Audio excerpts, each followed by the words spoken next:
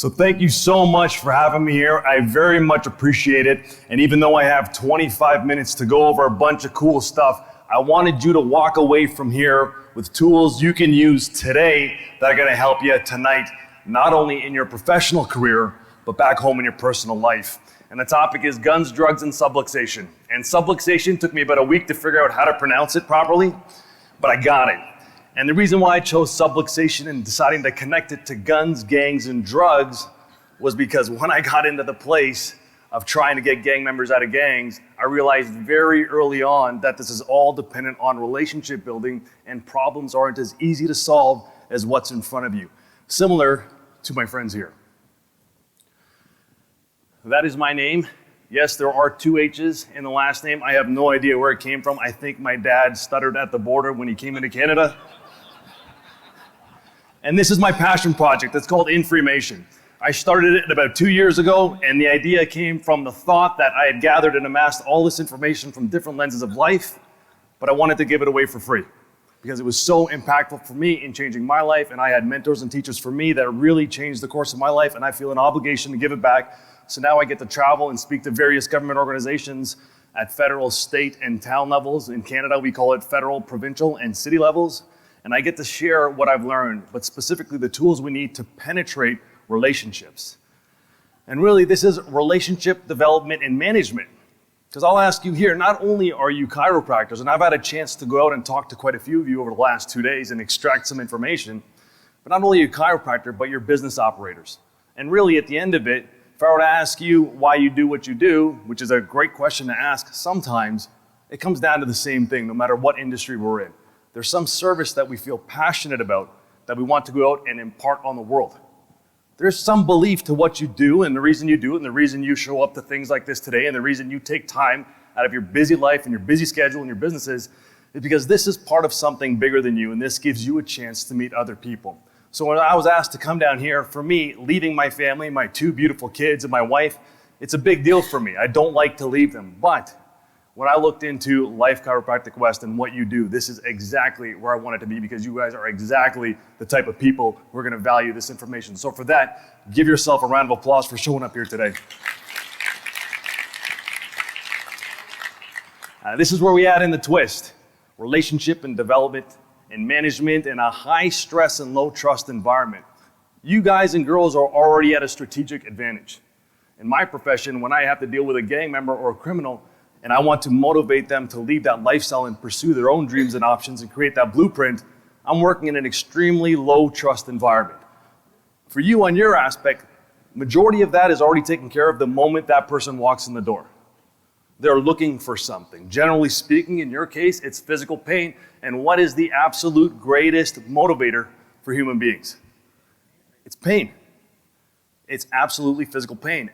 Now, acknowledging that and recognizing that provides you a very unique opportunity to really work within that structure of motivation, which I want to get into today.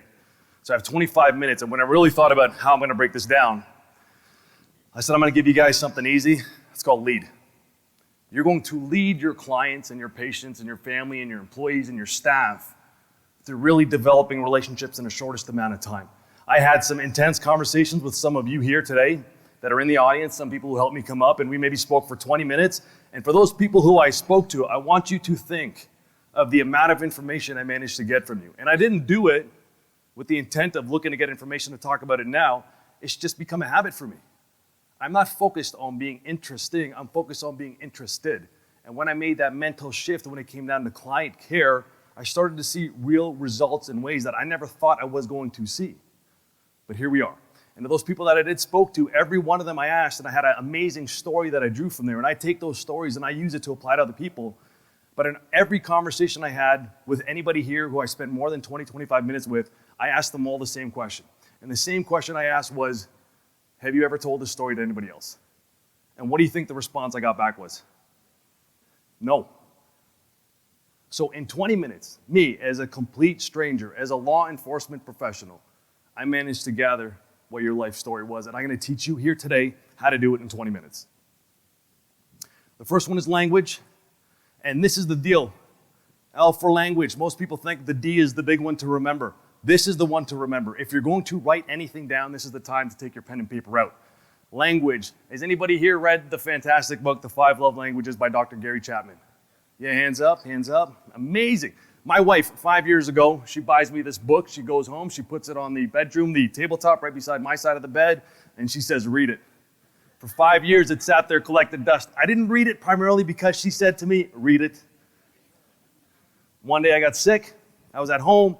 I was at a hump at work. I couldn't get over this hump. I could not penetrate getting through to criminals, to gang members, to help them open up their life and have maximum success and opportunity. I'm sick at home. I'm so sick. I don't even want to play video games. I don't want to watch TV. I just want to look out the window and think about my life choices. But this book is here, so I dust it off and I read it. And right away, I found instant application, and I managed to turn this into something bigger than what was in the book. And the 5 love languages, Dr. Gary Chapman is a family psychologist. He deals with families everywhere as counselors. And he hypothesizes in that book that all people speak 1, if not 2, of 5 love languages. And that once you learn how to operate within these love language streams, you're going to have fulfilling relationships with people. So I read this and I go, I know exactly where to apply this. 5 love languages, and I want you to think about it for yourself. And I'm going to spend a little bit of time on this because this is the most important time. So one of the languages, words of affirmation, that's me. I like to say good things. I like to do nice things. So my wife would come home after work. She had a long day. And when she comes inside, as soon as she pops in, what do I say to her to make her feel good? Because it makes me feel good. Babe, you look great. I'm sure everything went well. And what does she do? She walks in and puts her purse down, takes a deep sigh of relief. Meanwhile, I had a horrible day, but I took the effort to say anything to her, right? She didn't even respond to it. Then what happens? You get an argument, right?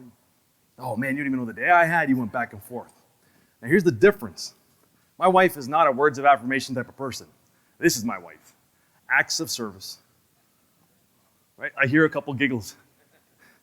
Right? Because it's true. In acts of service, my wife does not care if she comes home and I romance her with these amazing poems that I made up the night before, that I copied from somebody. I changed a word or two, and I said, I did this for you. You know what she cares about? Did I take the garbage out?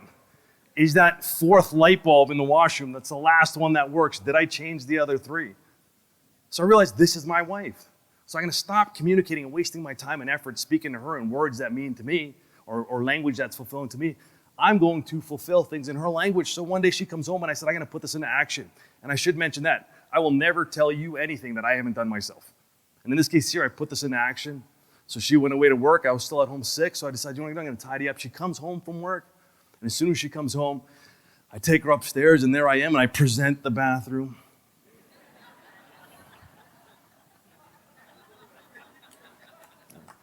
She walks in, not only that, I do this, I go to the light switch, I go, voila. All 4 lights went on, and the look on her face was like, oh my, this is the best day ever. Oh, I wasn't done there. Then I go over and just like a cop, I kick open that bathroom door. The toilet opens, garbage is gone. This is like a lottery for her, right? I'm seeing the physical change in her body.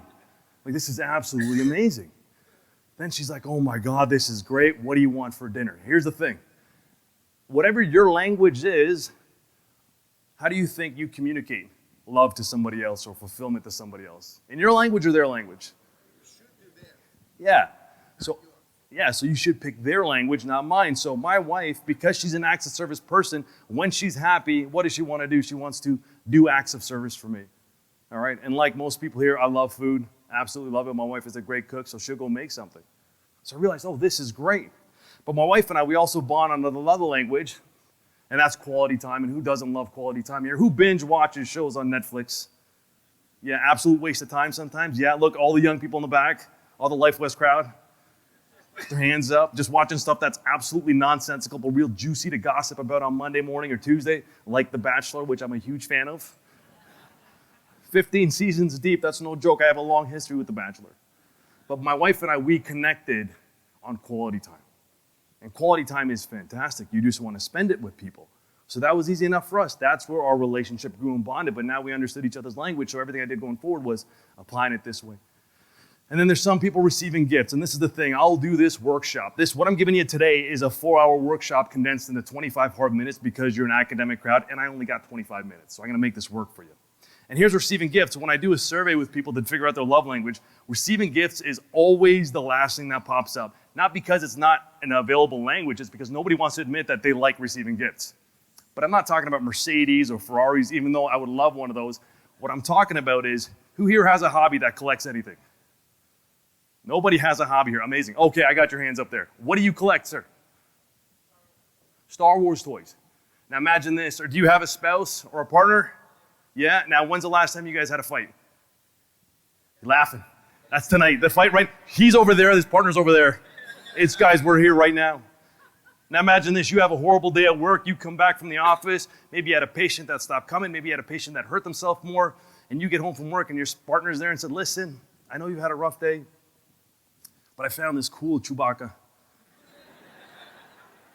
You're like my wife who saw the door open and the garbage taken out. Now I've got you, now I've got you. It's about those small things, it's the thought behind it. And the last language is physical touch. Get your mind out of the gutter, you perverts. We're not talking like that. Could be. It's more hugs, kisses, pats on the back. Who here loves an absolute good hug? I am a hug machine. I love hugs, right? They totally changed my day. That's physical touch. Now here's the part where we took it to a different level when it came down to gang members. We're dealing with people who distrust you by nature. And you're going to have clients, and you probably have had clients and patients that have popped in, and they're not telling you the absolute truth. They're not telling you exactly what's happening. And there's two parts to that. One, they're distrusting, and two, maybe you could improve on your questioning and answering. Maybe you can improve after today on how do I need to frame things. So with this, if I'm a words of affirmation person and words mean the absolute most to me, what do you think hurts me the most? It's words. If I am an acts of service person and I'm upset with you, and usually I do everything for you, what do I stop doing? Everything. Quality time people, the people here who binge watch or like to spend time with their spouse or their loved one, when you're upset at them, what do? You ignore them. You guys could both watch The Bachelor on Monday night, amazing season that just passed. You guys can both watch that on Monday night. You might be mad at each other, but if you're a quality time person, your spouse might be in the basement, you might be upstairs watching on two separate TVs, texting each other, I can't believe he picked her. Receiving gifts, they just don't buy gifts. They leave away. Sometimes they do some crazy stuff where they will buy gifts for your best friend and not you, just to prove a point. And physical touch, this came down to a lot of gang members and people that we would call traditionally criminals. If hugs make me feel good when I'm upset, what do they resort to? And I want you to think of children. What do children do sometimes when they get upset? They're really bad, act out. And do some punch and hit? And that should be your indicator that this is their language. So what is the purpose of learning their language? What is the purpose of understanding this and applying it to your clients? The purpose of this is oftentimes when we were dealing with gang members and we really wanted to motivate them to get them out of gangs, we spent a year just banging our head against the wall when we realized what we were doing wrong. And what we were doing wrong was we were looking at their ability to change and not their motivation to change.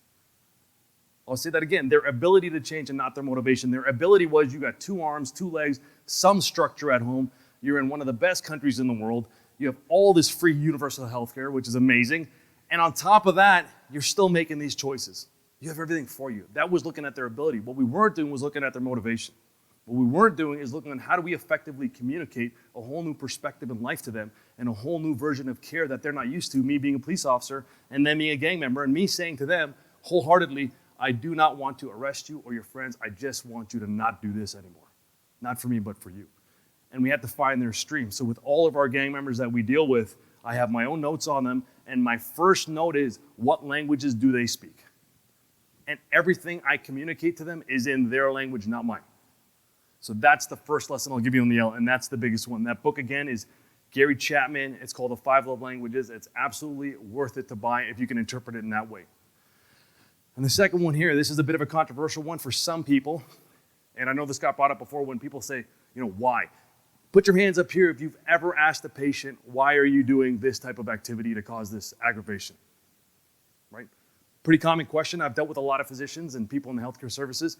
And when you ask why, what is a typical answer that you get? Do you actually get the answer why? No. Has anybody here got a suitable answer for them as a clinician to say after asking why that I know how to diagnose this and how to treat this more importantly? Anybody here had success with that? You have? And how would that success manifest itself?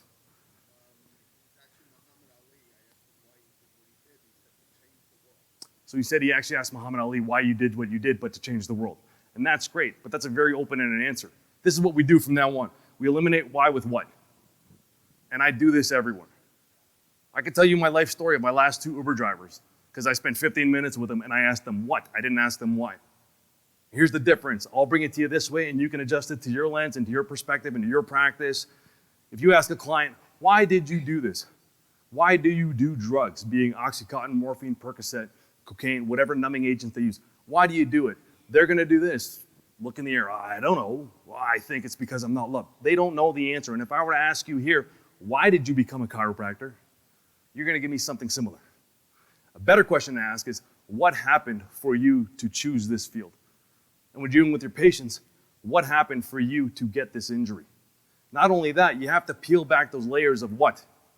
So when I have a gang member in front of me and I ask them, what happened for you to join a gang? Now they're bringing me back to a specific incident because I've asked the what, not the why. The why is hypothetical, the why is philosophical, and to expect average people to understand their why. There's books that sell billions of copies based off of a why, but nobody has said how to find your why. It's a general guideline. What is very easy. What happened to you? I spoke to some of you here and I got some incredible stories, and really I started off with the why to test it out here, and I got exactly what I expected to get, which I've gotten in the past, because this is bigger than just police and gang members. This is people. Let's just dumb this down. This is not a chiropractor versus the world. This is not a police versus the world. This is people helping people. And I can tell you from my perspective, and I'm sure it's shared with you, is how frustrating is it when you know you can provide some real solutions to your clients and patients to prevent pain and they don't abide by that direction? How frustrating is that for everybody? It sucks. It absolutely sucks. And you wake up the next day demotivated.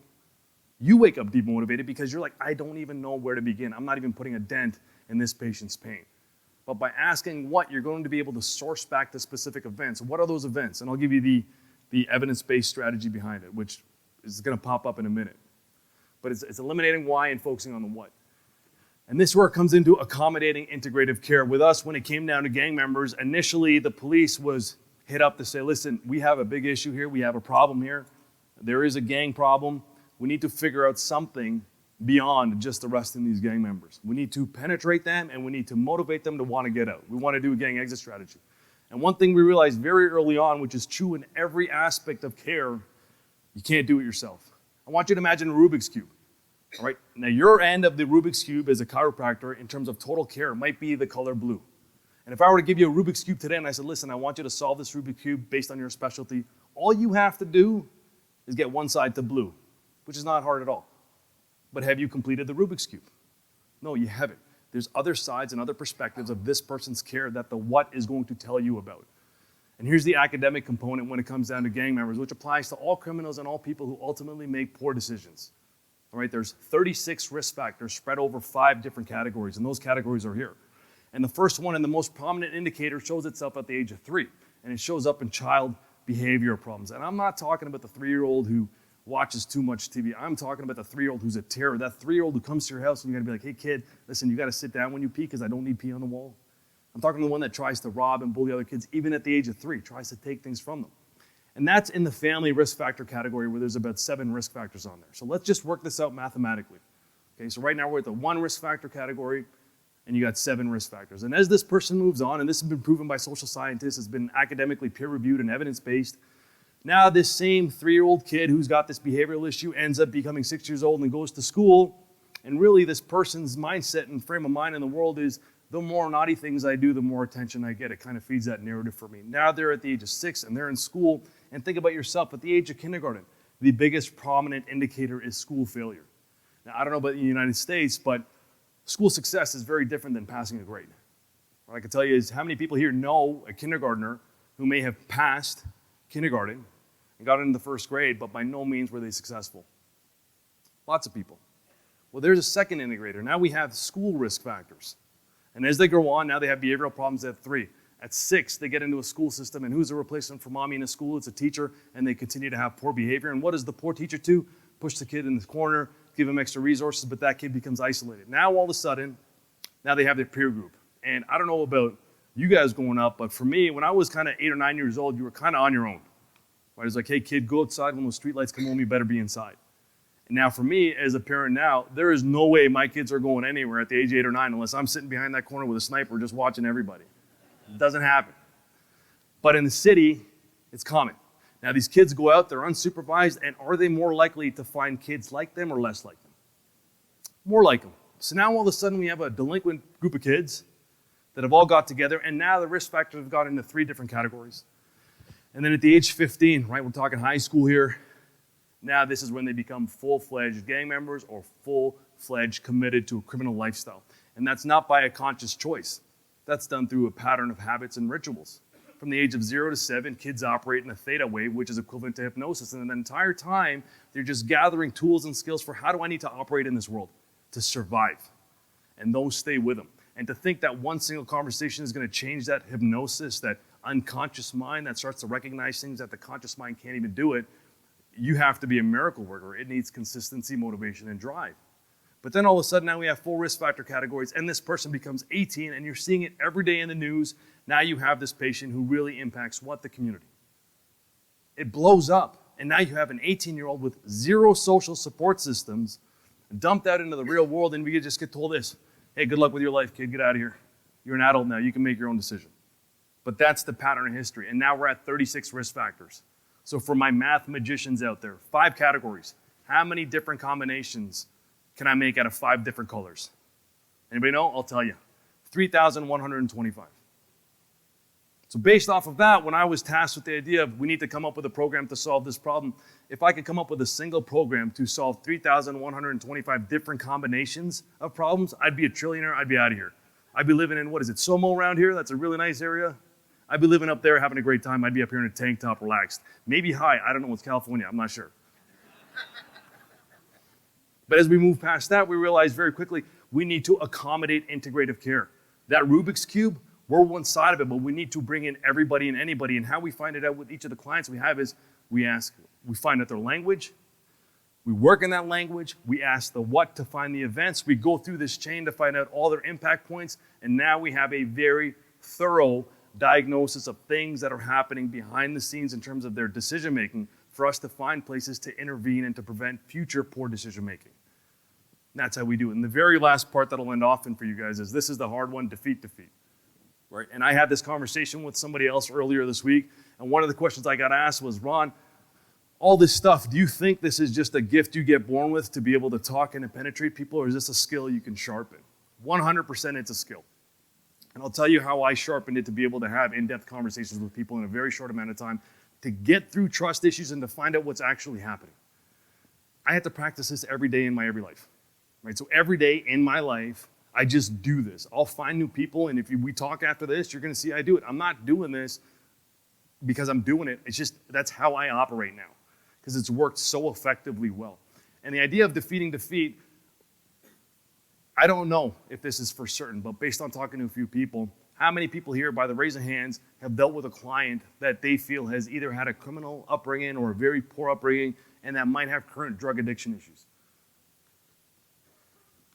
Right? And they show themselves. Right? They show themselves. Now, those drug addiction issues, I want you to paint this perspective, and I'll tell you one story very quickly that'll have impact for you going forward. And the power of conversation and the power of words and the power of motivation in terms of finding how to speak in that language. We had one kid in particular, and his mindset was of defeat. It was everybody else's problem from the very get-go. And I made a terrible mistake with this kid. He was 14 years old. He told me his life story. It's absolutely horrible. It's exactly what you think it would be.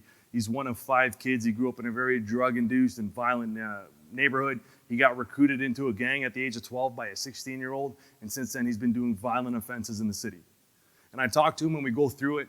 And what I realized by asking him the what, finding out his language, and really figuring out the points of impact for him and where I need to accommodate integrative care in terms of relationship making with those services, I'd said one stupid thing to this guy. And the stupid thing I'd said was, after he told me his story, I understand the way you are. I messed up. And I'll tell you why I messed up. I was a person in authority. We developed a relationship, and I let my emotion control that conversation. I spoke out loud without thinking. And here's the problem with that statement. That guy went on a spiral downwards afterwards. You want to know why? I justified poor behavior for him. I justified it for him. So the idea is, as much as you may want to help as a primary care physician potentially by looking for that accommodating care and figuring it out, you have to shift that perspective for your client to look at the opportunities, not the defeats in life. And the only way to do that genuinely and to do it with impact and effect is to be that yourself. So in closing, what I'll teach you today, and hopefully you got some tools that you can run with right now to get stuff moving. I know it was a short 25 minutes and it was a lot of info to how to apply this. The best way to be good at this is to do this today in your life, every day, starting with you and your family back at home. And when you start becoming excellent at it, you're going to be able to recognize in other people in a second, and in 20 minutes, figure out your Uber's life story. So thank you so much. I appreciate it. Round of applause for Ron Chhinzer, please. Oh, that.